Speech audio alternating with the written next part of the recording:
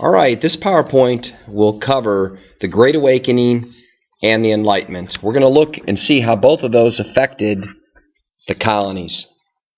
There's some famous people here, Jonathan Edwards, some terms, natural rights, divine rights, separation of powers. We'll cover them during this PowerPoint. How did ideas about religion and government influence colonial life? The Great Awakening, it was one of the first national movements in the colonies. It reinforced democratic ideals. The Enlightenment informed colonists' ideas about the structure of government and the rights of its citizens. The Great Awakening, it was an emotion-packed Christian movement, and it swept through the colonies for, about a decade. Again, as time went on, many of the colonies became less religious, and this was a way it awakened people to the reality of life, God, the Bible, etc. Some of the famous leaders were Jonathan Edwards. He wrote Sinners in the Hands of an Angry God, perhaps one of the most famous sermons in American history. The Great Awakening led to more tolerance of religious differences. This is between the Christian denominations. People didn't fight as much over what they believed. Anglicans and Methodists and Episcopalians, people kind of worshipped more together. Many new churches appeared, and many churches split because of this movement. People left one denomination to go to another.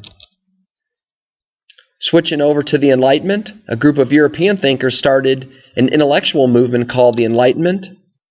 They thought that you can solve problems by human reason. So this is different than the Awakening, which was drawing people back to religion and God. Whereas the Enlightenment was the age of reason. It was more of using your mind. It was a very complex system. It involved law, politics, government, religion, art. It was very complex. The Enlightenment reached its height in the mid-1700s in France. This was a European movement. Perhaps one of the most famous Enlightenment thinkers was John Locke. He wrote a book, 2 treatises on government. And again, he argued that people have certain inalienable natural rights, life, liberty, and property. This terminology will be used in our Declaration. Locke challenges the idea of divine right. He said that God grants natural rights to the people. So if you look at this chart, this is in your book as well. Divine right said, look, God gives the king the right to rule, and after that, the king does what he wants. The people just follow along. Whereas natural right said, toward the right of the chart, the right to rule and govern comes from the people. The people's rights come from God, and the people can change their government, unlike divine right. Locke wrote that people form governments to protect their rights. If a monarch violates these rights, the people can overthrow it. And again, this is foundational to the United States. Another thinker, Baron von Montesquieu, he influenced American ideas. In his book, The Spirit of the Laws, he argued for the separation of powers.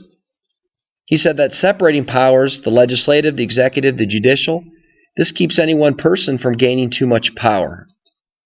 And these branches are what I just said, the executive, the legislative, and the judicial. And again, this too would become the basis of government in the U.S. All right, thanks for listening.